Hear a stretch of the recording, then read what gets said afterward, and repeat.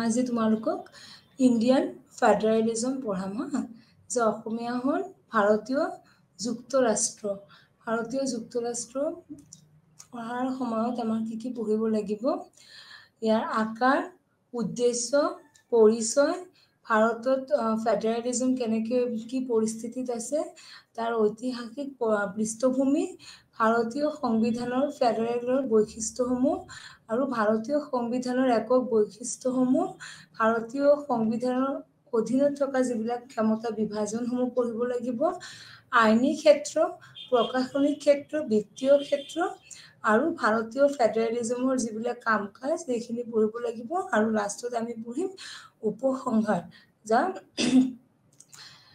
কথা হ'ল এইটো চেপ্টাৰৰ ইণ্ডিয়ান ফেডাৰেলিজম বা ভাৰতীয় যিটো আমাৰ যুক্তৰাষ্ট্ৰীয় তাৰ অবজেক্টিভ কি ফেডাৰেলিজমৰ অৰ্থ আৰু বৈশিষ্ট্যবোৰ আমি বৰ্ণনা কৰিব লাগিব ভাৰতত ফেডাৰেল প্ৰণালীৰ বিশেষত্ববোৰ তালিকাবোৰ পঢ়িব লাগিব ভাৰতত কেন্দ্ৰ আৰু ৰাজ্য সম্পৰ্কৰ যিবিলাক কাম কাজৰ বিষয় আছে ৰাজ্যসমূহৰ বিষয়ে সম্পৰ্কৰ কাম কাজৰ বিষয়ে পঢ়িব লাগিব আৰু ভাৰতত ফেডাৰেল প্ৰণালীৰ কাম কাজত সমস্যা আৰু কি বাধা তাৰ ওপৰত আমি বিশ্লেষণ কৰিব লাগিব প্ৰথমত আৰম্ভ কৰিম ফেডাৰেলিজম বা ফেডাৰেল গভৰ্নমেণ্ট কি আমি চৰকাৰৰ এক ফেডাৰেল প্ৰণালী গ্ৰহণ কৰিছোঁ য'ত দুটা স্তৰ আছে এটা হ'ল কেন্দ্ৰীয় পৰ্যায় আৰু এটা ৰাজ্যিক পৰ্যায়ত চৰকাৰৰ কাম কাজ ভাগ কৰা হয় আৰু এই ইয়াকে আমি ফেডাৰেল প্ৰণালী বুলি কওঁ আৰু ফেডাৰেল প্ৰণালীৰ বিশেষত্ববোৰৰ ওপৰত আমি গুৰুত্ব দিওঁ যিহেতু ভাৰতবৰ্ষ এটা গণতান্ত্ৰিক ৰাষ্ট্ৰ যিদৰে ভাৰতৰ ভাৰতবৰ্ষৰ কাম কাজ সম্পৰ্কবোৰ আমাৰ গণতন্ত্ৰৰ ওপৰত ভিত্তি কৰি আমি সকলো বস্তু সকলো কাম কাজ চাওঁ সেইকাৰণে কি হয় অতি গুৰুত্ব আছে আৰু এই গোটটো তিনিটা ভাগত আমি ভাগ কৰিব পাৰোঁ federalism there are three structure তিনিটা স্ট্ৰাকচাৰ থাকে ফেডাৰেলিজমৰ বা যুক্তৰাষ্ট্ৰীয় শাসন ব্যৱস্থাত এটা হ'ল আইন সভা যেটো ইংৰাজীত কোৱা হয় লেজিসলেচাৰ এক্সিকিউটিভ যাক ইংৰাজীত কোৱা হয় এক্সিকিউটিভ অসমীয়াত কোৱা হয় কাৰ্যবাহী আৰু ন্যায়পালিকাক অসমীয়াত কোৱা হয় কি ন্যায়পালিকা ইংৰাজীত কোৱা হয় লেজিসলেচাৰ সো ফেডাৰেলিজম বা যুক্তৰাষ্ট্ৰীয় শাসন ব্যৱস্থা বুলি ক'লে আমি হেতুৱে বুজো যে য'ত কেন্দ্ৰ আৰু ৰাজ্যক দুটা স্তৰত ভাগ কৰা হৈছে আৰু চৰকাৰক আমাৰ যিটো চৰকাৰ তাকে তিনিটা আমাৰ যিটো চৰকাৰৰ যিটো গঠন এই গঠন বা চৰকাৰৰ কাম কাজক তিনিটা ভাগ কৰা হৈছে যেটো ইংৰাজীত কোৱা হয় লেজিসলেচাৰ এক্সিকিউটিভ জুডিশিয়াৰী অসমীয়াত কোৱা হয় আইন সভা কাৰ্যবাহী আৰু ন্যায়পালিকা এই গোটবোৰৰ অংশ হিচাপে এই গোটবোৰৰ বিষয়ে আলোচনা কৰা হয় আৰু আমি এতিয়া আৰম্ভণি কৰিম ফেডাৰেলিজমৰ ওপৰত বা ইণ্ডিয়ান ফেডাৰেলিজম কেনেকৈ আহিল ভাৰতীয় ফেডাৰেলিজম বা ভাৰতীয় যিটো আমাৰ যুক্তৰাষ্ট্ৰীয় ব্যৱস্থা তাক বহুত সমালোচকে সমালোচনা কৰিছে কিয়নো আমাৰ ফেডাৰেলিজমৰ যিটো বৈশিষ্ট্য সম্পূৰ্ণ যিটো পিয়ৰ ফেডাৰেলিজম শুদ্ধ যিটো আমাৰ যুক্তৰাষ্ট্ৰীয় শাসন ব্যৱস্থা সেইটো আমি গ্ৰহণ কৰা নাই ভাৰতবৰ্ষৰ যিটো শাসন ব্যৱস্থা সেইটো হ'ল কি আমাৰ শাসন ব্যৱস্থাটো হ'ল কোৱাসি ফেডাৰেলিজম যাক কোৱা হয় অৰ্ধ যুক্তৰাষ্ট্ৰীয় শাসন ব্যৱস্থা কিছুমান আমি অলপ নিজৰ ষ্টাইলত ভাৰতীয় যিবিলাক সংবিধান প্ৰণেতাসকল আছে তেওঁলোকে অলপ নিজৰ ষ্টাইলত বা নিজৰ আমাৰ সমাজ ব্যৱস্থাৰ ওপৰত ভিত্তি কৰি বা আমাৰ শাসন ব্যৱস্থাৰ ওপৰত ভিত্তি কৰি বা ভাৰতবৰ্ষৰ পৰা যেতিয়া ইংৰাজসকল গৈছে 1947ত তাৰ পিছত আমাৰ ইংৰাজসকল যোৱাৰ পিছত ভাৰতীয় নেতাসকল বা ভাৰতবৰ্ষই বহুত প্ৰত্যাহ্বানৰ সন্মুখীন হৈছিল সেই সময়ত সম্পূৰ্ণ যিটো শুদ্ধ ফেডাৰেলিজম সেইটো গ্ৰহণ কৰা আমাৰ কাৰণে গ্ৰহণযোগ্য নাছিল। কিহৰ কাৰণে? আমাৰ অৰ্থনৈতিক, সামাজিক বা ৰাজনৈতিক ক্ষেত্ৰৰ ওপৰত ভিত্তি কৰি some of the features of Indian federalism are discussed below. যিটো ভাৰতীয় যিটো আমাৰ ফেডাৰেলিজম, ভাৰতীয় যুক্তৰাষ্ট্ৰীয় যিটো শাসন ব্যৱস্থা, তাৰ কিছুমান প্ৰথমত আমি কি পঢ়িব লাগিব, তাৰ আমি কিছুমান আমি তাৰ ফিচাৰ্ছখিনি পঢ়িম। তাৰ প্ৰথমত আমি তাৰ কিছুমান বৈশিষ্ট্য, যে ভাৰতীয় যুক্তৰাষ্ট্ৰীয় ব্যৱস্থাৰ বৈশিষ্ট্যসমূহ কেনেকুৱা সেইটো আমি প্ৰথমত পঢ়িব লাগিব। তাৰে বহুত কেইটা আমাৰ বৈশিষ্ট্য আছে, তাৰে মাজত আমি কিছুমান পঢ়িম। তোমালোকে যদি আৰু বেছি পঢ়িব বিচাৰা কিতাপত আমাৰ সমাজ ব্যৱস্থা কেনেকে চলিব, আমাৰ ৰাজনৈতিক ব্যৱস্থা কেনেকে চলিব, আমাৰ আইন ব্যৱস্থা কেনেকে চলিব, তেওঁলোকে তাৰ ওপৰত আলোকপাত কৰি গৈছে। তো এতিয়া যদি আমি ভাৰতীয় যিটো ইণ্ডিয়ান ফেডাৰেলিজম, তোমালোকৰ চিলেবাছত একদম স্পষ্ট কৰি উল্লেখ কৰি দিছে যে ইণ্ডিয়ান ফেডাৰেলিজম, ভাৰতীয় যুক্তৰাষ্ট্ৰীয় ব্যৱস্থা। এতিয়া তাৰে প্ৰথম উদ্দেশ্যটো কি? Historical background. হিষ্টৰিকেল বেকগ্ৰাউণ্ড বা ঐতিহাসিক কি পটভূমি, তাৰে আমি যদি চাওঁ parliamentary democracy in India, historical background যদি আমি চাওঁ, তেতিয়া আমি চবেই জানো যে ঐতিহাসিকভাৱে কি ভাৰত চৰকাৰ একক প্ৰকৃতিৰ আছিল। যদি আমি হিষ্ট্ৰী চাওঁ, ইতিহাস লুটিয়াই চাওঁ, তেতিয়া ভাৰতত কি আছিল? একক শাসন ব্যৱস্থা আছিল, ইউনিটাৰী চিষ্টেম। ইউনিটাৰী চিষ্টেম আছিল, য'ত সকলো কি আছিল? সকলো কাৰ্যকাল কাৰ ওপৰত দিয়া আছিল? চেন্ট্ৰেল গভৰ্ণমেণ্ট, চেন্ট্ৰেল গভৰ্ণমেণ্ট বা কেন্দ্ৰীয় চৰকাৰৰ ওপৰত আছিল। আৰু কিন্তু ভাৰত যেতিয়া স্বাধীন হ'ল, তেতিয়া আমাৰ কি হ'ল? আমাৰ শাসন বা কাৰ্য আমি ভগাই লৈছো। কাৰ মাজত? কেন্দ্ৰীয় চৰকাৰ আৰু ৰাজ্য চৰকাৰৰ মাজত। তো কিন্তু ঐতিহাসিকভাৱে কি ভাৰত চৰকাৰ একক প্ৰকৃতিৰ আছিল? অৱশ্যে প্ৰথম বিশ্বযুদ্ধৰ সমাপ্তি এইটোত উপলব্ধি কৰিবলৈ আৰম্ভ কৰিছিল যে সম্পূৰ্ণৰূপে একক চৰকাৰ আমাৰ লাহে লাহে প্ৰথম বিশ্বযুদ্ধৰ পিছত যিটো একক চৰকাৰ, সেইটো লাহে লাহে ভাৰতীয় যিটো শাসন ব্যৱস্থা তাৰ পৰা নোহোৱা হৈছে। কিয়? তেতিয়া লাহে লাহে ব্ৰিটিছ ভাৰতবৰ্ষত শাসন কৰা আৰম্ভ কৰিলে। 1919 চনত আইন প্ৰৱৰ্তন কৰা হৈছিল, ডায়াৰ্কি, তোমালোকে জানাই। তো তাতেই প্ৰথম যিটো federalism, 1990 Act, the Act of 1990 introduced the federal government system. যিটো ফেডাৰেল গভৰ্ণমেণ্ট চিষ্টেম বা ডায়াৰ্কি পদ্ধতিৰ দ্বাৰাই কি হ'ল? ভাৰতবৰ্ষত ফেডাৰেল যিটো পদ্ধতি বা যুক্তৰাষ্ট্ৰীয় শাসন ব্যৱস্থাৰ পাতনি হৈছে বুলি আমি ভাবিব পাৰোঁ। আৰু তাৰ লগতে ভাৰত চৰকাৰ আইন 1935 বিশেষভাৱে প্ৰণয়ন কৰা প্ৰাদেশিক স্বায়ত্তশাসনৰ বাবে প্ৰদান কৰা হৈছে। আৰু যিটো আমাৰ ভাৰত চৰকাৰ আইন গভৰ্ণমেণ্ট অফ ইণ্ডিয়া এক্ট 1935, ইয়াৰ জৰিয়তে কি হৈছে? ইয়াৰ জৰিয়তে 1935 যিটো আমাৰ আইন আছে, তাৰ জৰিয়তেও কি আমাৰ যিটো ফেডাৰেলিজম বা যুক্তৰাষ্ট্ৰীয় শাসন ব্যৱস্থাৰ আভাস আমি পাই গৈছিলোঁ। আৰু ভাৰতৰ এক ফেডাৰেল চৰকাৰ ৰখাৰ বাবে সন্মত হৈছিল 1946ত, যেতিয়া আমাৰ সংবিধান সভা হৈছে, কনষ্টিটিউণ্ট এছেম্বলি হৈছে, তেতিয়া সকলোৱে বা আমাৰ যিবিলাক আমাৰ যোনে সংবিধান প্ৰণেতাসকল আছিল, সকলোৱে মানি লৈছিল যে ভাৰতবৰ্ষত কেনেকুৱা শাসন ব্যৱস্থা হ'ব? ভাৰতবৰ্ষত যুক্তৰাষ্ট্ৰীয় শাসন ব্যৱস্থা হ'ব। সংবিধান ভাৰতৰ ভিতৰত 1935 আইনৰ বহুতো ব্যৱস্থা কি কৰা হৈছে? অন্তৰ্ভুক্ত কৰা হৈছে। The government of India act 1935 যিটো আছে, the government of India act 1935ৰ বহুতখিনি আইন কি কৰা হৈছিল? যে ভাৰত চৰকাৰে আমাৰ নতুন আমাৰ সৰি ভাৰত চৰকাৰ নহয়, আমাৰ সংবিধান প্ৰণেতাসকল তেওঁলোকে তাতে অন্তৰ্ভুক্ত কৰিছে। কিন্তু কি কৰা হৈছে যে শব্দটো ব্যৱহাৰ কৰা নাই যে ভাৰত চৰকাৰৰ আইন 1935, the government of India act 1935, সেই শব্দটো ব্যৱহাৰ কৰা নাই, কিন্তু তাৰে পৰা বহুত আইন বা বহুত আইন আমাৰ সংবিধানত যুক্ত কৰা হৈছে।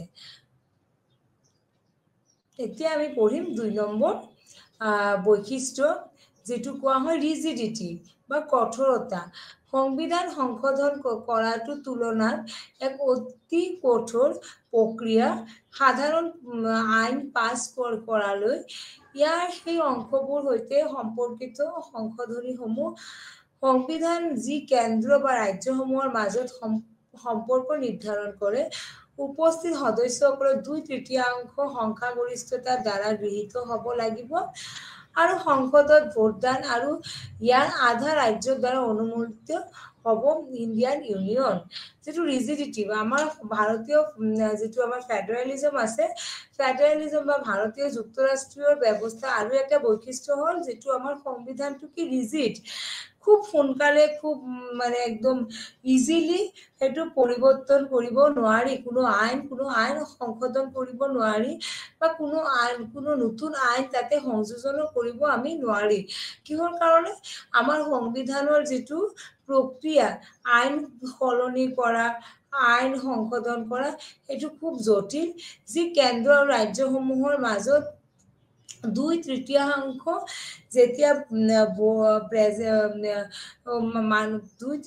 2/3 ভোট থাকিব, ভোট পাব, তেতিয়াই কি কৰা হ'ব, তেতিয়া সেই আমাৰ কোনো এটা নতুন আইন সংযোজন কৰিব পাৰিম, নতুন আইন কি কৰিব পাৰিম বা কোনো পুৰণি আইন আমি পৰিৱৰ্তন কৰিব পাৰোঁ।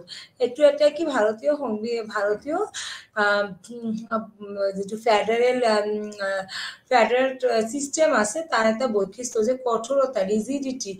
আমাৰ সংবিধান সংশোধন যদি আমি খুব যদি সহজ অৰ্থত বুজিব যাওঁ, সেইটো কি যে আমাৰ সংবিধান খুব সহজত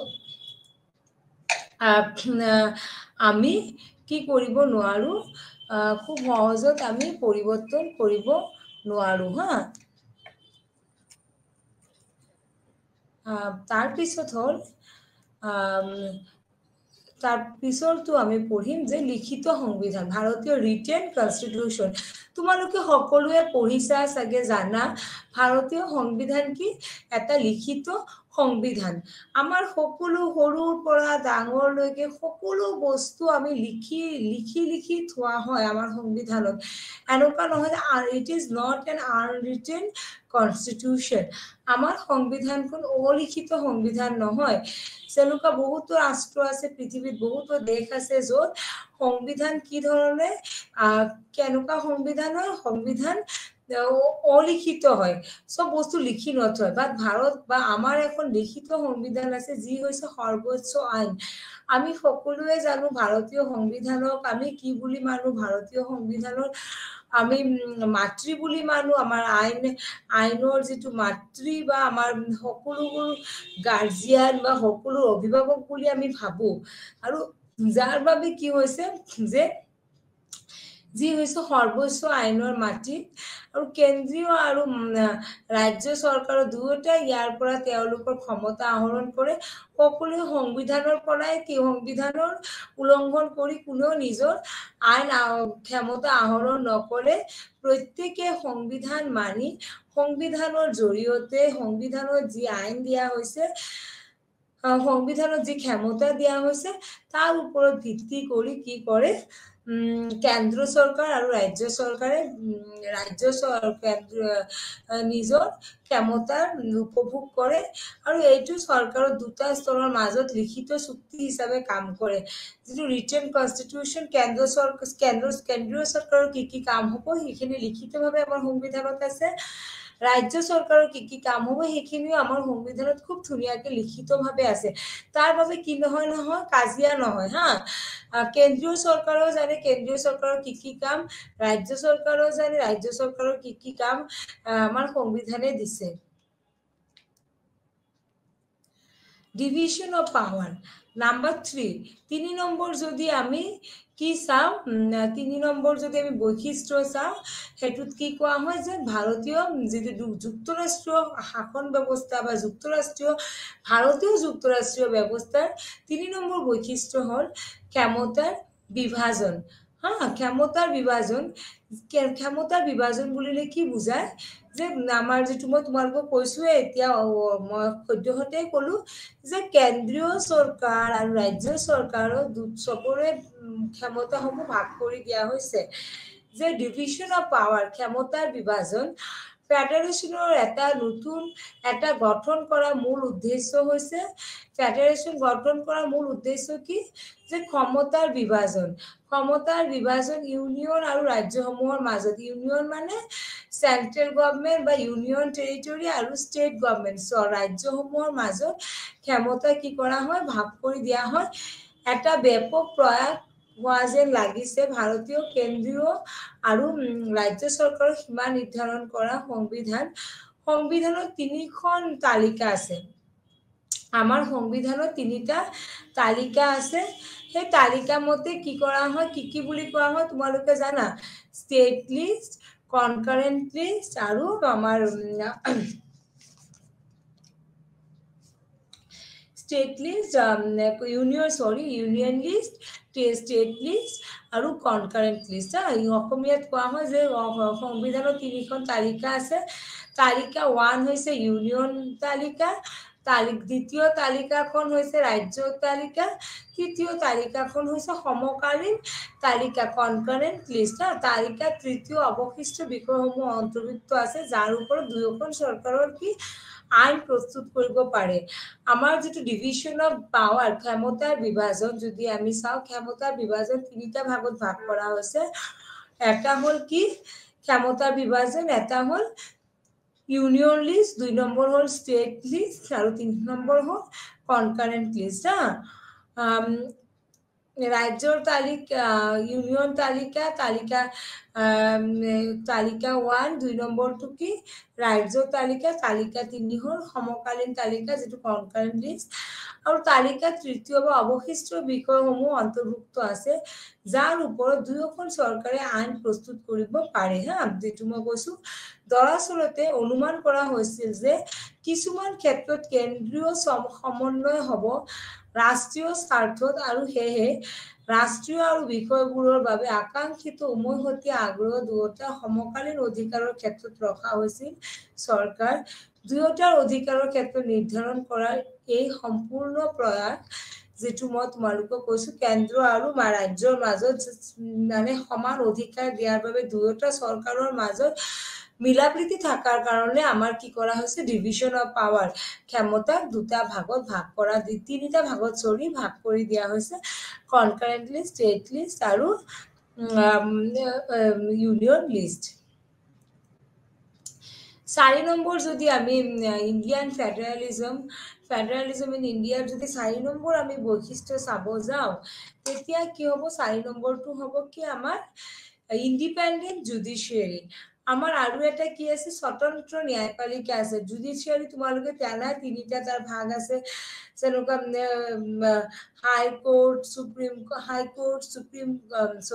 ডিষ্ট্ৰিক্ট কোৰ্ট, সেশন কোৰ্ট, তাৰপিছত আমাৰ কি হাই কোৰ্ট, দেন সুপ্ৰিম কোৰ্ট, এনেকুৱা আমাৰ যিটো ন্যায়পালিকা আছে, ন্যায়পালিকাকো আমি ভাগ কৰিছে। আৰু যিটো স্বতন্ত্ৰ ন্যায়পালিকা ইণ্ডিপেণ্ডেণ্ট, আমাৰ জুডিচিয়াৰী কি এক্সিকিউটিভ আৰু লেজিসলেচাৰৰ লগত কোনো তাৰ সম্পৰ্ক নাই।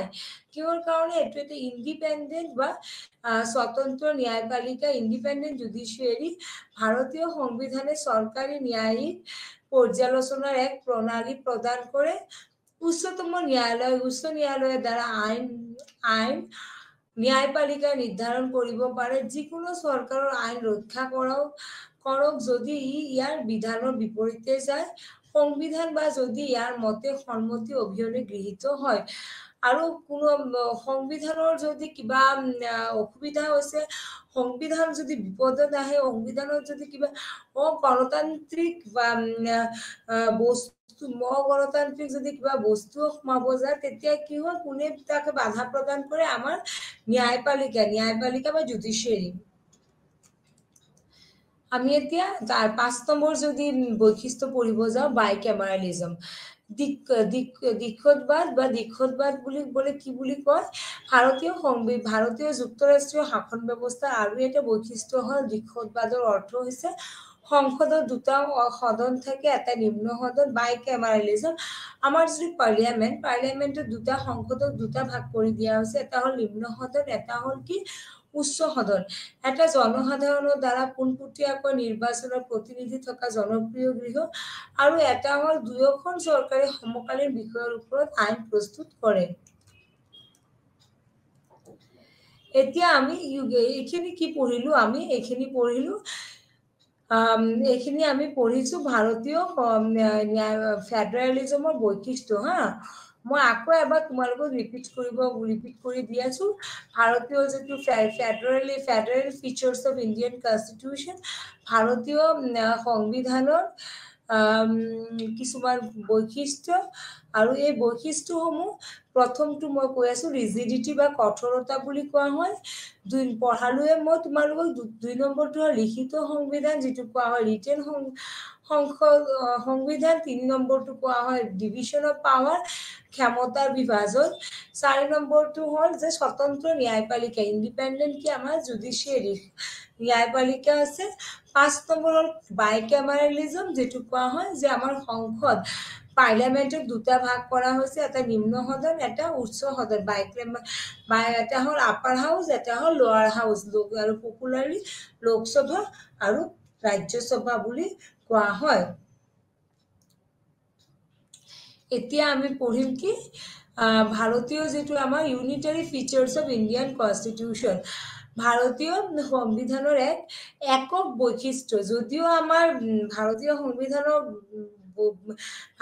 সংবিধানৰ যিটো ফেডাৰেল ফিচাৰ্ছ আছে, যে কেন্দ্ৰ আৰু ৰাজ্য চৰকাৰক সমান ক্ষমতা প্ৰদান কৰিছে, কিন্তু তাৰোপৰি কিছুমান যিটো আমাৰ ইউনিটাৰী আছে, ইউনিটাৰী বা একক কিছুমান বৈশিষ্ট্য আছে ভাৰতীয় সংবিধানত।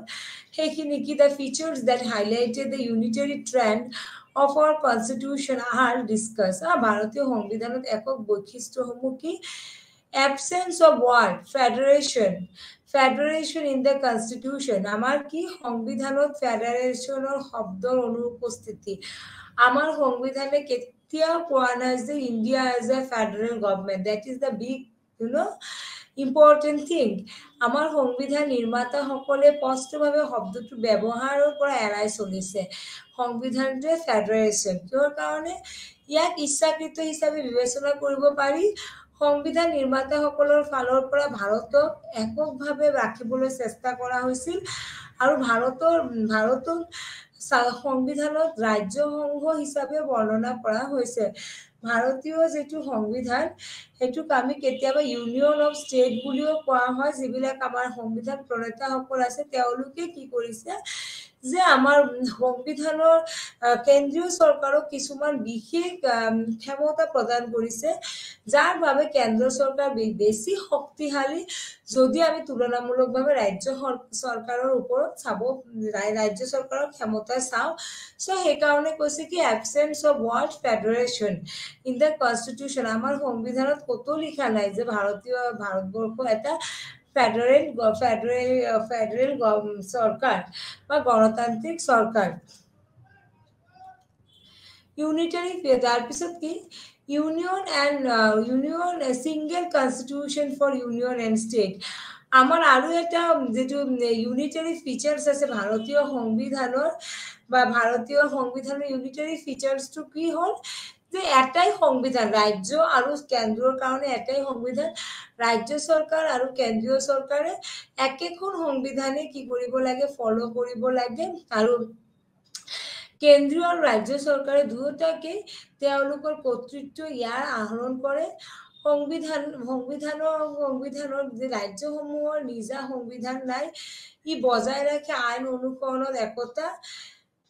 আমাৰ কোনো ৰাজ্যৰ কি নিজৰ সংবিধান নাই, আমি সকলোৱে কি এটা সংবিধানে মানি চলো, আৰু সেই সংবিধানটো কি হ'ল ভাৰতীয় সংবিধান। আৰু সেইকাৰণে কি হৈছে যে আমাৰ সেইটো এটা কি ইউনিটাৰী ফিচাৰ, যদিও আমাৰ ৰাজ্য চৰকাৰৰ কিছুমান ক্ষমতা দিছে, কিন্তু ক্ষমতা দিলেও ৰাজ্য চৰকাৰ আৰু ৰাজ্য চৰকাৰ আৰু কেন্দ্ৰীয় চৰকাৰৰ মাজত ক্ষমতাসমূহ ভাগ কৰি দিয়া হৈছে। তাৰপিছত কৈছে ছিংগল চিটিজেনশ্বিপ, একক নাগৰিকত্ব। ভাৰতীয় সংবিধানে দ্বৈত নাগৰিকত্ব ব্যৱস্থা নকৰে। প্ৰতিজন নাগৰিক জন্মগতভাৱে ভাৰতীয় নাগৰিক, কেৱল এটা ৰাষ্ট্ৰীয়তা আছে। যিটো আমাৰ আৰু এটা কথা কি ভাৰতীয় সংবিধানত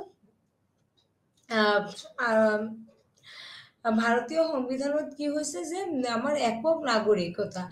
প্ৰথম মানে কেন্দ্ৰৰ কাৰণে বেলেগ নাগৰিকত্ব বা ৰাজ্যৰ কাৰণে বেলেগ নাগৰিকত্ব এনেকুৱা নহয়। এজনী কি আমি ভাৰতীয়, I M a citizen of India, সেইটোৱে কি মোৰ পৰিচয়।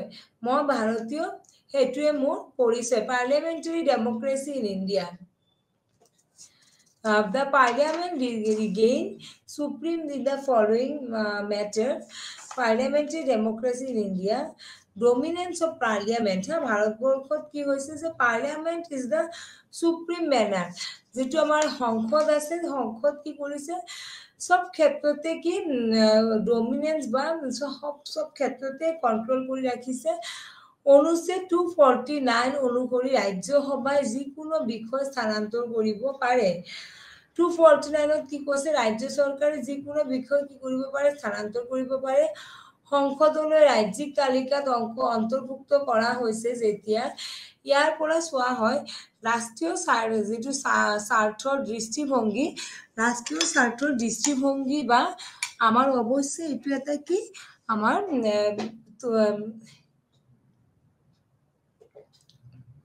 আমি সকলোৱে জানো যে পাৰ্লিয়ামেণ্টাৰী সুপ্ৰিমেচিৰ কাৰণে কি হয় যে এইটো সাধাৰণতে তেতিয়া আশ্ৰয় লোৱা হয়, তেতিয়া বিভিন্ন ৰাজনৈতিক দল বা কোৰ্টৰ কেন্দ্ৰ বা ৰাজ্যত কৰি ৰাখিব পাৰি। অনুচ্ছেদ 253 অধীনত কি সংসদে সৰ্বোচ্চ ক্ষমতা লাভ কৰে।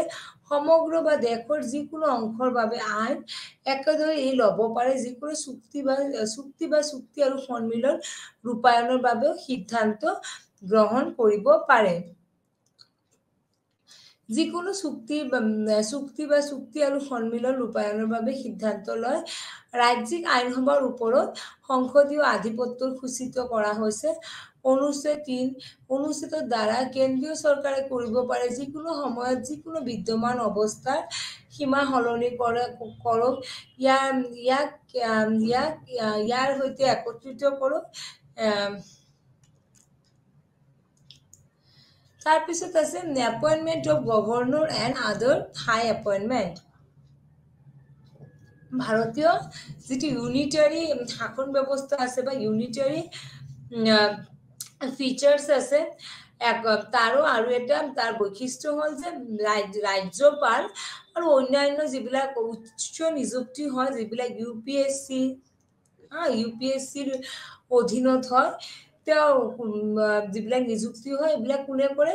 কেন্দ্ৰীয় চৰকাৰে।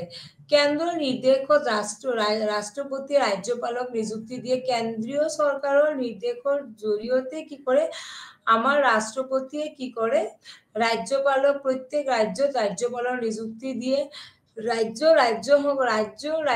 ৰাজ্যপালসকলে ৰাষ্ট্ৰপতিৰ সন্তুষ্টিত কাৰ্যভাৰ গ্ৰহণ কৰে। তাৰপিছত নিযুক্তি বা অপসাৰণ সন্দৰ্ভত ৰাজ্য চৰকাৰৰ বিষয়ে ৰাজ্যপালে কি কৰে কেন্দ্ৰৰ লগত কথা বাৰ্তা কয়। উচ্চ ন্যায়ালয়ৰ ন্যায়াধীশ ৰাজ্যপালৰ নিযুক্তি যিসকল অধীনলৈ আহে ৰাজ্যখনৰ অধিকাৰ ক্ষেত্ৰত ভাৰতৰ ৰাষ্ট্ৰপতিয়ে নিযুক্তি দিয়ে। ৰাজ্যখনৰ অধিকাৰ ক্ষেত্ৰ ভাৰতৰ ৰাষ্ট্ৰপতিয়ে নিযুক্তি কৰে। ভাৰতীয় প্ৰশাসনিক সেৱা, ভাৰতীয় আৰক্ষী সেৱা, UPSC, IPS তেওঁলোকক কোনে কেন্দ্ৰীয় চৰকাৰে নিযুক্তি দিয়ে। IAS সদস্যসকলৰ ৰাষ্ট্ৰপতিয়ে নিযুক্তি দিয়ে। যদি ৰাজ্যসভাই 2/3 তাৰিখৰ ভিতৰত এটা প্ৰস্তাৱ গৃহীত কৰে তেন্তে নতুন IAS সৃষ্টি কৰিব পাৰে। ইয়াৰ বেছিভাগ সদস্য উপস্থিত আৰু ভোটদান কৰে, পোষ্ট কৰা ধৰণ আৰু ISৰ সদস্যসকলৰ পদোন্নতিৰ ক্ষেত্ৰত নিৰ্ধাৰণ কৰে। সেইখিনি সকলো কোনে কৰে? আমাৰ আমাৰ কেন্দ্ৰীয় চৰকাৰে নিযুক্তি দিয়ে, যিটো মই এতিয়া আকৌ ৰিপিট কৰি আছো। ভাৰতীয় কি ইউনিটাৰী ফিচাৰ্ছ অফ ইণ্ডিয়ান ফেডাৰেলিজম, ভাৰতীয় যিটো আমাৰ যুক্তৰাষ্ট্ৰীয় শাসন ব্যৱস্থা আছে তাৰে যদি আমি বৈশিষ্ট্য চাওঁ, প্ৰথম বৈশিষ্ট্যটি কি? Absence of word federation in the constitution. আমার সংবিধানত কতো লিখা নাই যে ভারতবর্ষ একটা ফেডারেল গভর্নমেন্ট। হ্যাঁ, তাৰপিছত 2 নম্বৰ দিছে কি? A single constitution for the union and state. ৰাজ্য ইউনিয়ন আৰু ৰাজ্য চৰকাৰৰ মাজত কি এটাই সংবিধান। তাৰপিছত কি আছে যে parliament regain supreme in the following matter. Supremacy of the parliament বা আমাৰ যিটো সংসদৰ ওপৰত কোনো কথা নকয়। তাৰপিছত আছে কি appointment of governor and other high appointment. আমাৰ যিটো ৰাজ্যপাল প্ৰত্যেক ৰাষ্ট্ৰপতি কি ৰাষ্ট্ৰপতি হল ভাৰতবৰ্ষৰ আটাইতকৈ উচ্চ পদত। তাৰ তলত ৰাজ্যপাল কি ৰাজ্যৰ আটাইতকৈ উচ্চ পদত থাকে। ৰাজ্যপাল কোৱা বা অন্যান্য যিবিলাক নিযুক্তি, অন্যান্য যিবিলাক আমাৰ কি বুলি কয়, আমাৰ অন্যান্য সাৰ্ভিস বা অন্যান্য আমাৰ যিবিলাক নিযুক্তি হয়, UPSC দেন IPS, যিবিলাক সব কি আমাৰ চেন্ট্ৰেল গভৰ্নমেন্ট এইবিলাক এপইন্টমেন্ট দিয়ে। নিৰ্বাচন আয়ুক্ত, দেন নিয়ন্ত্ৰক আৰু অডিটৰ জেনেৰেল, কেন্দ্ৰীয় চৰকাৰৰ কৰ্মচাৰী, তেওঁলোকক ৰাজ্যসমূহৰ বাবে কাম কৰা সব এইটোৱে প্ৰতিফলিত কৰে যে ৰাজ্য চৰকাৰবোৰৰ প্ৰায় উচ্চ বিষয়াসকলৰ দ্বাৰা পৰিচালিত হয় কেন্দ্ৰীয় চৰকাৰ। এতিয়া আমাৰ প্ৰভিজন ৰিগাৰ্ডিং ইমাৰ্জেঞ্চি। এতিয়া আমি কি পঢ়িব লাগিব? ইমাৰ্জেঞ্চি। হা, তোমালোকে সকলোৱে জানা আৰ্টিকেল 352, আৰ্টিকেল 356, আৰ্টিকেল 360 জৰুৰীকালীন কি ক্ষমতা প্ৰদান কৰে। আৰ্টিকেল 3 সেইবোৰ হৈছে ভাৰতৰ ৰাষ্ট্ৰপতিয়ে প্ৰদান কৰা হৈছে, যাৰ অস্তিত্বৰ বাবে ব্যৱহাৰ কৰিব লাগিব হয় চৰ্ত, অৰ্থাৎ যেতিয়া ৰাষ্ট্ৰৰ সাৰ্বভৌমত্বৰ প্ৰতি ভাবুকি থাকে বা এখন ৰাজ্যৰ সাংবিধানিক যন্ত্ৰপাতি ভাঙি পেলোৱা হয়, বিত্তীয় অস্থিৰতা বা যিকোনো চৰকাৰৰ ক্ৰমে দেউলীয়া হয়, সেই শক্তিবোৰ এনেকুৱা তেওঁলোকৰ প্ৰভাৱবোৰ তৈয়াৰ কৰা যে ভাৰতীয় ৰাজ্যৰ প্ৰকৃতি সলনি হয়। যিটো প্ৰভিজন ৰিগাৰ্ডিং ইমাৰ্জেঞ্চি কি হয়? ইমাৰ্জেঞ্চিৰ ফলত যিটো জৰুৰীকালীন অৱস্থা, আমাৰ সংবিধানত 352, 356, 360 কি কৰা হৈছে? জৰুৰীকালীন অৱস্থাৰ কথা উল্লেখ কৰা হৈছে। ভাৰতীয় ৰাষ্ট্ৰপতিয়ে কি কৰে? জৰুৰীকালীন অৱস্থাৰ ঘোষণা কৰিব পাৰে। আৰু ৰাষ্ট্ৰপতিয়ে কি ক্ষেত্ৰত জৰুৰীকালীন ঘোষণা কৰিব পাৰে? যে এখন ৰাজ্যৰ যদি এখন ৰাজ্যৰ ষ্টেট ইমাৰ্জেঞ্চি হ'ব পাৰে, ৰাজ্যৰ সাংবিধানিক যন্ত্ৰপাতি যদি ভাঙি পেলোৱা মানে ষ্টেটৰ যিটো আমাৰ চিষ্টেম আছে, চিষ্টেমটো যদি নচলোৱা হৈ যায় বা বিত্তীয় অস্থিৰতা, যদি ফিনেন্সিয়েল প্ৰব্লেম হয়, ফিনেন্সিয়েল ৰিচেশ্যন হয়, বা যিকোনো চৰকাৰ ক্ৰমে কি হয়? দেউলীয়া হয়। যদি চৰকাৰ যদি পইচা নাথাকে, তেতিয়া কি হয়? সেই ৰাষ্ট্ৰখনত কি হয়? সেই ৰাজ্যখনত ইমাৰ্জেঞ্চি লাগু কৰি দিয়া হয়। Division of power under Indian constitution. ভাৰতীয় সংবিধান অনুসৰি ক্ষমতা বিভাজন বহলভাৱে উল্লেখ কৰা হৈছে তিনিটা ক্ষেত্ৰত: আইনী, প্ৰশাসনিক আৰু বিত্তীয়। ভাৰতীয় সংবিধানৰ যিটো আমাৰ ক্ষমতা আছে, সেইটো আমি তিনিটা ভাগত ভাগ কৰি দিয়া হৈছে। এটা হ'ল লেজিসলেটিভ স্ফিয়াৰ, এটা হ'ল এক্সিকিউটিভ স্ফিয়াৰ, এটা হ'ল জুডিচিয়েল স্ফিয়াৰ। লেজিসলেটিভ স্ফিয়াৰ কি? আইনী ক্ষেত্ৰ। আইনী ক্ষমতাবোৰ তিনিটা সম্পূৰ্ণ তালিকা বিভক্ত কৰা হৈছে: সপ্তম অনুসৰি অনুসূচী এই তালিকাবোৰ হৈছে কেন্দ্ৰীয় তালিকা, ৰাজ্যিক তালিকা আৰু সমকালীন তালিকা। তোমালোকক মই কৈছো চেন্ট্ৰেল লিষ্ট, ষ্টেট লিষ্ট আৰু কনকাৰেণ্ট লিষ্ট। আৰু ইউনিয়নৰ তালিকাত 97টা বিষয় উল্লেখ কৰা হৈছে, তাৰে 100টা বিষয় আছে। আৰু প্ৰতিৰক্ষা, যুদ্ধ, শান্তি, ৰেলপথ, বৈদেশিক পৰিক্ৰমা আদি কোনে কন্ট্ৰোল কৰে? সেন্ট্ৰেল গভৰ্নমেন্টে। আৰম্ভণিতে কি কৰা হৈছে? 66 জন ৰোগী আছিল, এতিয়া 61 ৰোগী হৈছে, যেনে ৰাজহুৱা স্বাস্থ্য, কৃষি, আৰক্ষী, জলসিঞ্চন, কাৰাগাৰ ইত্যাদি। সেইবোৰ হৈছে যিবোৰ ৰাজ্যবোৰৰ ওপৰত আছে। আইন প্ৰণয়ন কৰিবলৈ মুক্ত। সমকালীন তালিকা, যাৰ আগতে 47টা বিষয় আছে, এতিয়া 52টা বিষয়ৰ ওপৰত অন্তৰ্ভুক্ত কৰা হৈছে। আৰু এইখিনি কি কৰা হয় যে কেন্দ্ৰীয় চৰকাৰৰ ওপৰত দিয়া হৈছে। লেজিসলেটিভ স্পিয়াৰত যদি আমি চাওঁ, লেজিসলেটিভ কি কাজ থাকে, আমাৰ এটা চাৰ্ট আছে, সেই চাৰ্ট অনুযায়ী ইউনিয়ন লিষ্ট আৰু ষ্টেট লিষ্ট আৰু কনকাৰেণ্ট লিষ্ট তিনিটা ভাগত ভাগ কৰা হৈছে। ইউনিয়ন লিষ্ট কাৰ কাৰ হাতত থাকে? Defence, foreign affair, banking, currency, insurance, navy, army, air force, CBI, war, peace, citizenship, extradition, railway, এইবিলাক সব কি ইউনিয়ন লিষ্টৰ হাতত থাকে। ষ্টেট লিষ্টৰ হাতত কি থাকে? Police, public health, sanitation, liquor, agriculture, fisheries, prison, market, money lending, এইবিলাকৰ কি ষ্টেটৰ হাতত থাকে। তাৰপিছত কনকাৰেণ্ট লিষ্ট যদি হয়, civil procedure, then criminal law and procedure, education, marriage, contract, economic social planning, then trust or protection of wildlife animal, এইবিলাক সব third বা কনকারেন্ট লিস্টের হাতত থাকে। then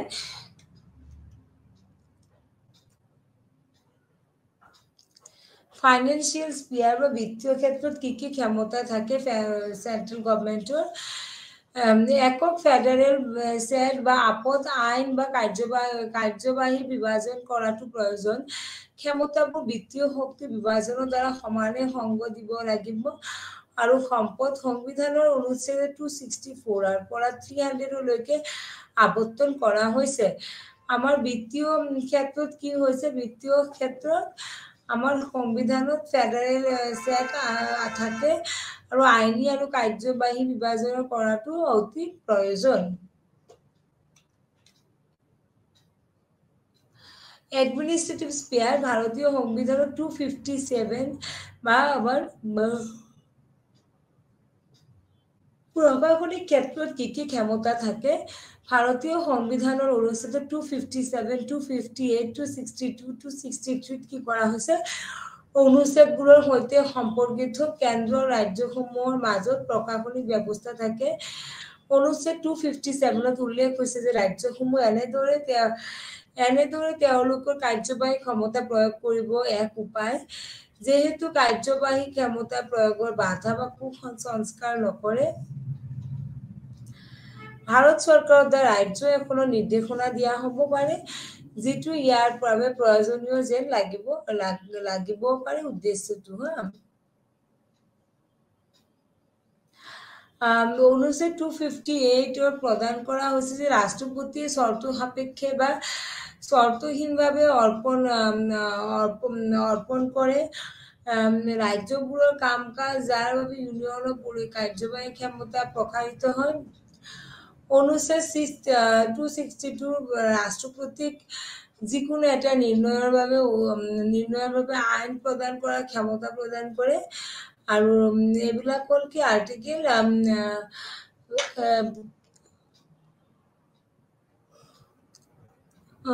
এডমিনিস্ট্রেটিভ স্পিয়ার বা আমার প্রশাসনিক ক্ষেত্র 257, 258, 262, 263 উল্লেখ করা হয়েছে।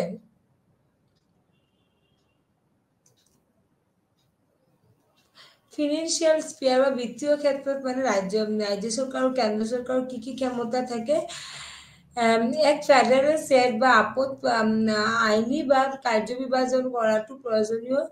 ক্ষমতাবোৰৰ বিত্তীয় শক্তিৰ বিভাজনৰ দ্বাৰা সমানে সংগ দিব লাগিব আৰু সম্পদ সংবিধান অনুচ্ছেদ 264 আৰু 300 লৈ আবণ্টনৰ ব্যৱস্থা কৰা হৈছে।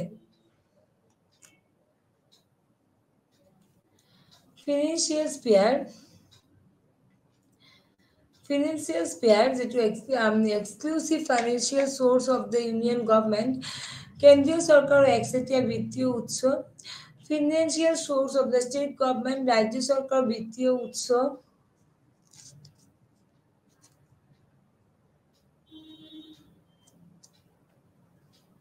তাৰপিছত হ'ল কি taxes levied by the union but collected or appropriated by the state.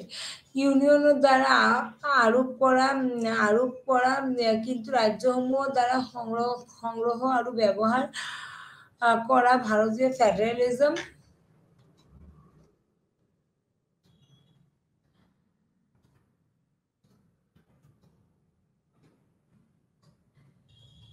Administrative sphere যদি আমি পঢ়ো এইবিলাক পঢ়িব লাগিব।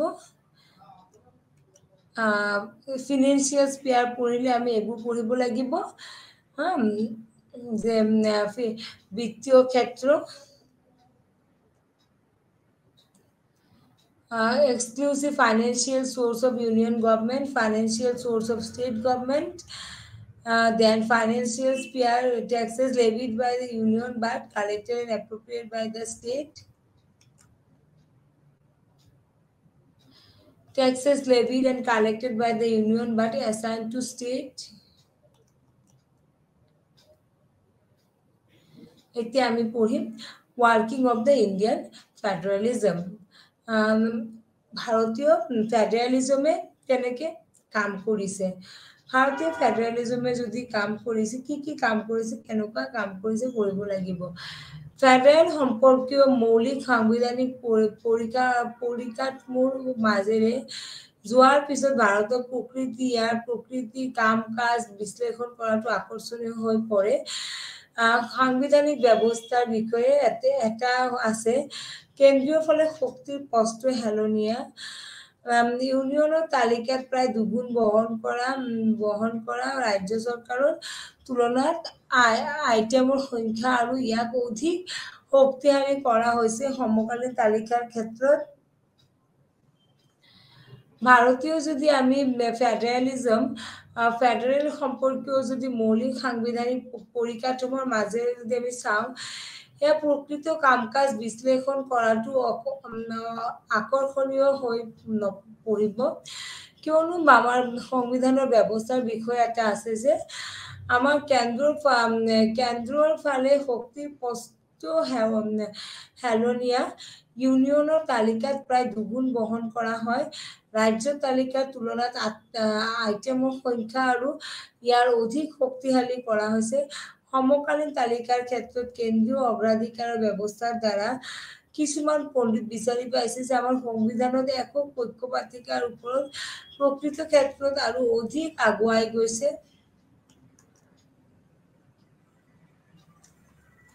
এতিয়া যদি আমি কনক্লুশন চাওঁ, ইউনিয়নত আমি আমাৰ ৰাষ্ট্ৰৰ ফেডাৰেল বৈশিষ্ট্যসমূহৰ বিষয়ে আলোচনা কৰিছো এই ইউনিটত, যে ভাৰতীয় সংবিধানৰ দ্বাৰা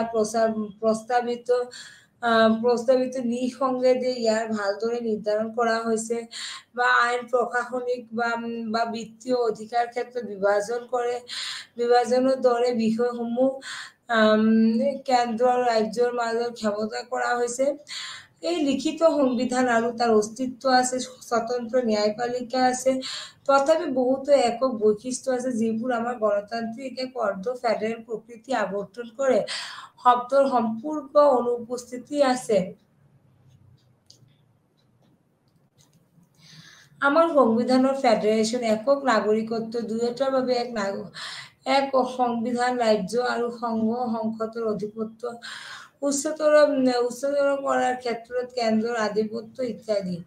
তো আমাৰ কি কৰা হৈছে যে সংবিধান সকলোৱে জানো যে আমাৰ সংবিধান হৈছে প্ৰস্তাৱিত সংবিধান আৰু নিঃসন্দেহে ইয়াকে ভালদৰে আমাৰ কি কৰা হৈছে নিৰ্ধাৰণ কৰা হৈছে কোন ক্ষেত্ৰত বিত্তীয় আৰু প্ৰশাসনিক ক্ষেত্ৰত। যদি আমি ৰেফাৰেন্স চাও কি কিতাপ পঢ়িব লাগিব, তোমালোকে ডিডি বাসু পঢ়িবা, Durgadas Basu introduction to the constitution of India, present Prentice Hall New Delhi পঢ়িবা। দেন এইবিলাক কিতাপ আছে, এইবিলাক কিতাপ তোমালোকে পঢ়িব পাৰা। এতিয়া মই তোমালোকক থুলমূলকৈ আৰু এবাৰ বুজাই দি আছো।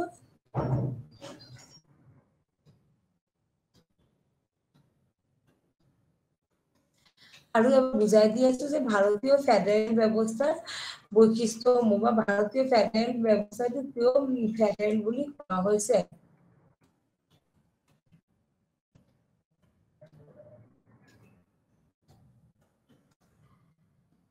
ভাৰতীয় ফেডাৰেল ব্যৱস্থাৰ যে আমি কিয় ফেডাৰেল বুলি কোৱা হৈছে, ভাৰতীয় ফেডাৰেল ব্যৱস্থাৰ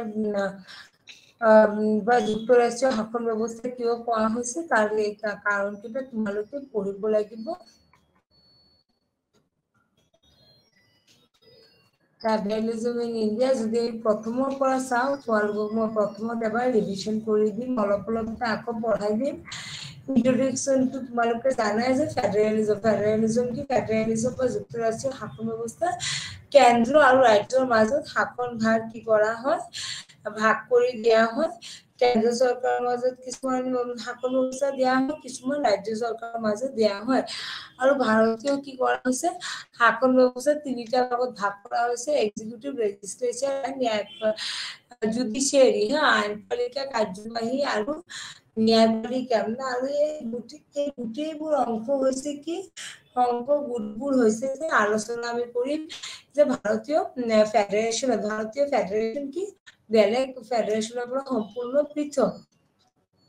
আমি তাৰ বৈশিষ্ট্যসমূহ কৰিলো যে ভাৰতীয় যিটো আমাৰ সংশোধনী ব্যৱস্থা আছে তাৰ বৈশিষ্ট্যসমূহ কেনেকুৱা, তাৰে আমি পঢ়িছো ৰিজিডিটি বা কঠোৰতা, তাৰপিছত পঢ়িছো written constitution, then federalism in India, then ক্ষমতা বিভাজন, দেন স্বতন্ত্ৰ ন্যায়পালিকা, independent judiciary, then bicameralism, then দ্বিকক্ষবাদ, তাৰপিছত unitary features of Indian constitution, ভাৰতীয় সংবিধানৰ কিছুমান ইউনিটাৰী আমাৰ কি লাগিব, ফিচাৰ্স লাগিব, যিখিনি মানে অকল কেন্দ্ৰ চৰকাৰৰ হাতত এই অধিকাৰ বা পাৱাৰ থাকে। তাৰে absence of word federation in the constitution, আমাৰ সংবিধানত প্ৰথমতে কি আছে, ফেডাৰেশন শব্দটো ব্যৱহাৰ কৰা হোৱা নাই। তাৰপিছত 2 নম্বৰত আছে কি,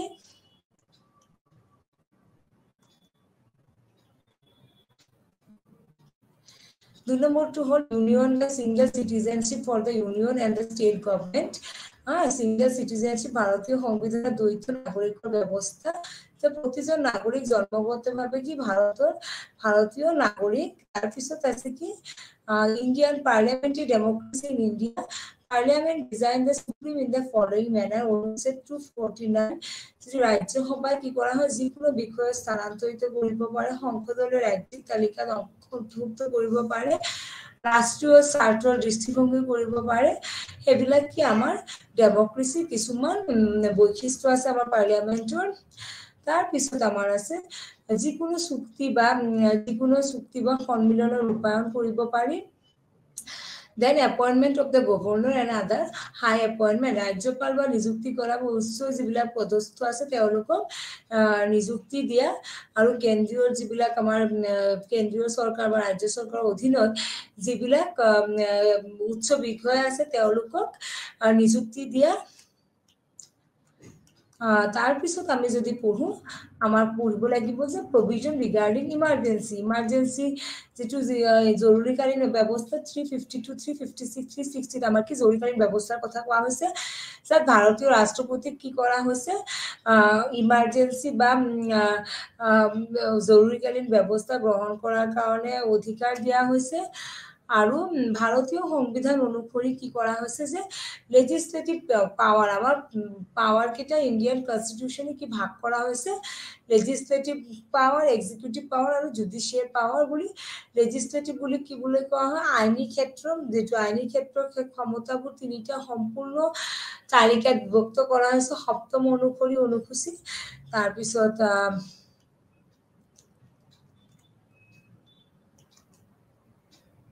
ফাইনেন্সিয়েল স্পিয়াৰ, যিটো বিত্তীয় ক্ষেত্ৰত কি হয় যে আমাৰ গোটেইখিনি আমাৰ সংবিধান অনুসৰি 264ৰ পৰা 300 অনুচ্ছেদলৈকে যেটো আমাৰ বিত্তীয় ক্ষেত্ৰ আছে, বিত্তীয়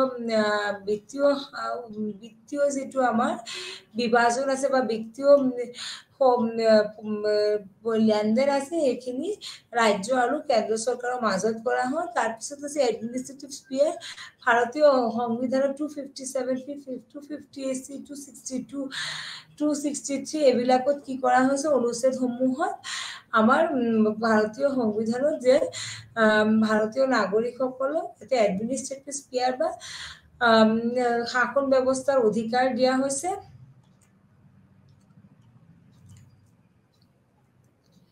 ফিনান্সিয়েল স্পিয়াৰ বিত্তীয় ক্ষমতাটো ক'লোৱে তোমালোকক। তাৰপিছত যদি আমি ফিনান্সিয়েল স্পিয়াৰৰ বহুতকেইটা তাৰ ভাগ আছে।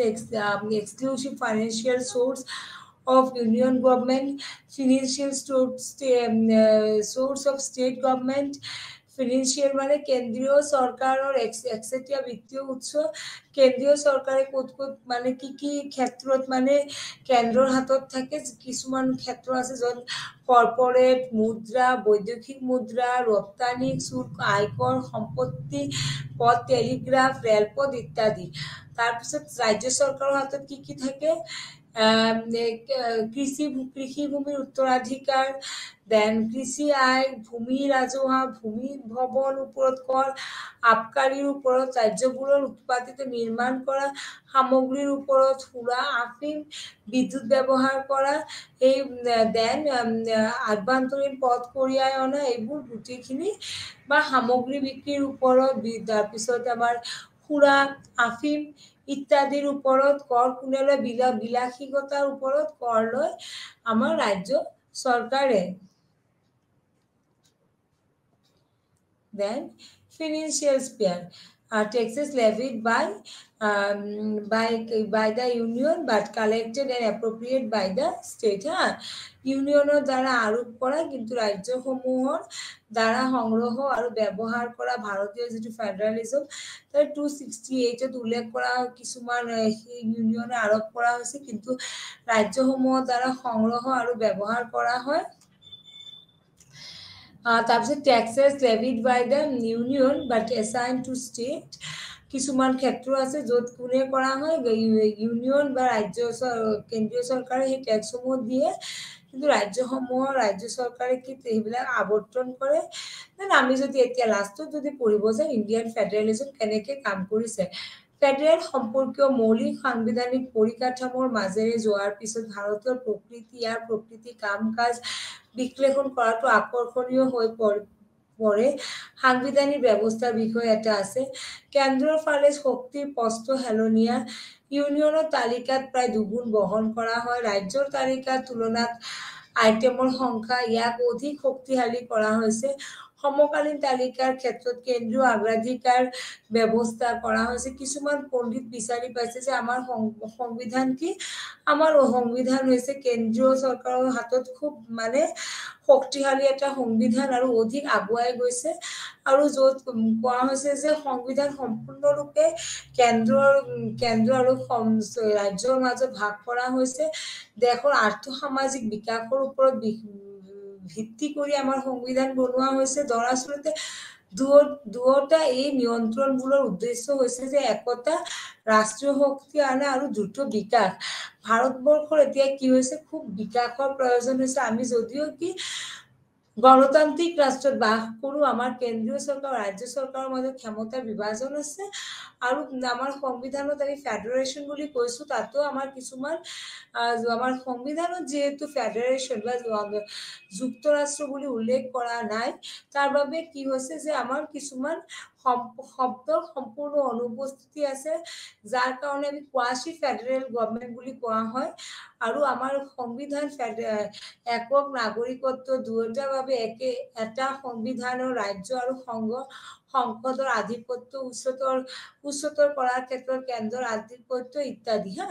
কেন্দ্ৰৰ শ্ৰেষ্ঠতাৰ প্ৰতি প্ৰৱণতা প্ৰতিফলিত কৰাই হৈছে যে আমাৰ সংবিধানৰ গোটেইখিনি কাম কাজ কেন্দ্ৰ চৰকাৰৰ ওপৰত থাকে। কেন্দ্ৰীয় চৰকাৰ খুব শক্তিশালী, তাৰ ওপৰত কি কৰা হৈছে প্ৰতিফলিত কৰা হৈছে। আমি আৰু তাৰপিছত আমি যদি চাওঁ আমাৰ কেন্দ্ৰীয় চৰকাৰে গোটেইখিনি কাৰ্য কেন্দ্ৰীয় চৰকাৰত থাকে, কেন্দ্ৰীয় শ্ৰেষ্ঠতাৰ প্ৰতি প্ৰৱণতা প্ৰতিফলিত কৰে। আৰু আমি ভাৰতীয় সংবিধানৰ দ্বাৰা প্ৰস্তাৱিত নিঃসন্দেহে ইয়াৰ ভালদৰে নিৰ্ধাৰণ কৰা হৈছে যে কেন্দ্ৰ আৰু ৰাজ্যৰ মাজত ভাগ কৰা হৈছে এটা লিখিত আমাৰ সংবিধান আছে, আমাৰ স্বতন্ত্ৰ ন্যায়পালিকা আছে। তো আমাৰ তথাপিও আমাৰ কি একক বৈশিষ্ট্য আছে। আমি যদি এতিয়া Indian working of the Indian federalism বুলি ক'ব যাওঁ, যুক্তৰাষ্ট্ৰীয় শাসন ব্যৱস্থা যদি শুদ্ধ যুক্তৰাষ্ট্ৰীয় শাসন ব্যৱস্থা চাব যাওঁ, তেতিয়া কি হয়, দুটা ভাগত কেন্দ্ৰ আৰু দুটা ৰাজ্যৰ মাজত ক্ষমতাৰ দুটা ভাগ কৰি দিয়া হয়। কিন্তু ইয়াতে কি হৈছে, কিছুমান ক্ষেত্ৰ খুব বেছি কৰি কেন্দ্ৰীয় চৰকাৰৰ হাতত আছে, কিছুমান ক্ষেত্ৰত কিছুমান ক্ষেত্ৰত ৰাজ্য চৰকাৰৰ হাতত আছে। আৰু আমাৰ যুক্তৰাষ্ট্ৰীয় শাসন ব্যৱস্থাটো তিনিটা ভাগত ভাগ কৰি দিয়া হৈছে, যিটো আমাৰ ক্ষমতাসমূহ এক্সিকিউটিভ, লেজিসলেচাৰ আৰু জুডিচিয়াৰী, কাৰ্যপালিকা, ন্যায়পালিকা আৰু আমাৰ যিটো ন্যায়পালিকাৰ মাজত। আৰু যাৰ ফলত কি হৈছে, আমাৰ যদিও আমি সম্পূৰ্ণ ফেডাৰেলিজম বা যুক্তৰাষ্ট্ৰীয় শাসন ব্যৱস্থা গ্ৰহণ কৰা নাই, তথাপিও আমাৰ ভাৰতবৰ্ষত যিটো আমি ডেমক্ৰেচি চলি আছে, সেই ডেমক্ৰেচিত সেইটো খাপ খাই গৈছে আৰু সেইটো চলি আছে। তাতে কোনো অসুবিধা হোৱা নাই। আমাৰ একক নাগৰিকত্ব পাইছো আমি, বা আমাৰ কনষ্টিটিউশ্যনত সিঙ্গেল কনষ্টিটিউশ্যন, আমাৰ এটাই কনষ্টিটিউশ্যন, যি কনষ্টিটিউশ্যনে কেন্দ্ৰীয় চৰকাৰৰ কাৰণে কাম কৰে, ৰাজ্য চৰকাৰৰ কাৰণে কাম কৰে। তাৰপিছত চেন্ট্ৰেল সুপ্ৰিমেচি, তোমালোকক মই কৈছো চেন্ট্ৰেল কি হেড। যদিও মানে আমি ভাবো যে আৰু চেন্ট্ৰেল গভৰ্ণমেণ্ট আৰু ষ্টেট গভৰ্ণমেণ্টৰ মাজত ক্ষমতা ভাগ কৰি দিয়া হৈছে, কিন্তু প্ৰকৃততে সেই ক্ষমতাটো ভাগ কৰি দিয়া হলেও তাৰে আধা তাৰে কিছুমান বিশেষ ক্ষেত্ৰত কি কৰা হৈছে, তেওঁলোকৰ হাততে, কেন্দ্ৰীয় চৰকাৰৰ হাতত বেছি ক্ষমতা দিয়া হৈছে। আৰু ভাৰতীয় শাসন ব্যৱস্থাত বা ভাৰত চৰকাৰে নিজৰ ষ্টাইলত ফেডাৰেশ্যন বা যুক্তৰাষ্ট্ৰীয় শাসন ব্যৱস্থা গ্ৰহণ কৰিছে। আৰু যাক ৰাষ্ট্ৰপতিয়ে ভাৰতীয় শাসন ব্যৱস্থাৰ সকলো আইন নিৰ্ধাৰণ কৰে। আৰু আমাৰ যিবিলাক বিতৰণ ব্যৱস্থা, নিয়ন্ত্ৰণ ব্যৱস্থা, সেইসমূহ ৰাজ্যসমূহ আৰু কেন্দ্ৰীয় চৰকাৰৰ মাজত বিভক্ত কৰা হৈছে। আৰু আন্তঃৰাষ্ট্ৰীয় ক্ষেত্ৰত যদি দেখা যায়, ভাৰতীয় যিটো যুক্তৰাষ্ট্ৰীয় শাসন ব্যৱস্থা, সেই শাসন ব্যৱস্থা গ্ৰহণ কৰা হৈছে। আৰু ভাৰত চৰকাৰে যিটো কোৱাচি ফেডাৰেল যিটো চিষ্টেম, সেই চিষ্টেমটো খুব ধুনীয়াকে চলাইছে। আৰু ভাৰত চৰকাৰৰ দ্বাৰা ৰাজ্য এখনক নিৰ্দেশনা দিয়া হ'ব পাৰে, যিটো ইয়াৰ প্ৰয়োজনীয়তা হ'ব পাৰে, বা কেতিয়াবা ভাৰতীয় সংবিধানে সেইটো মানি নচলিবও পাৰে। আৰু আমি এই ইউনিটত কি পঢ়িলো, ভাৰতীয় যুক্তৰাষ্ট্ৰীয় শাসন ব্যৱস্থাৰ বৈশিষ্ট্যসমূহ বা একক শাসন ব্যৱস্থাৰ বৈশিষ্ট্যসমূহ, এক্সিকিউটিভ, লেজিসলেচাৰ এণ্ড জুডিচিয়াৰী। তাৰপিছত ভাৰতীয় যুক্তৰাষ্ট্ৰীয় শাসন ব্যৱস্থা কেনেকুৱা চলিছে, আৰু তাৰ conclusion, then reference and further reading. যদি তোমালোকে ছাত্ৰ ছাত্ৰীসকল পিছত পঢ়িব বিচাৰা, এইখিনি কিতাপ মই লিখি দিছো, সেইখিনি পঢ়িব পাৰা।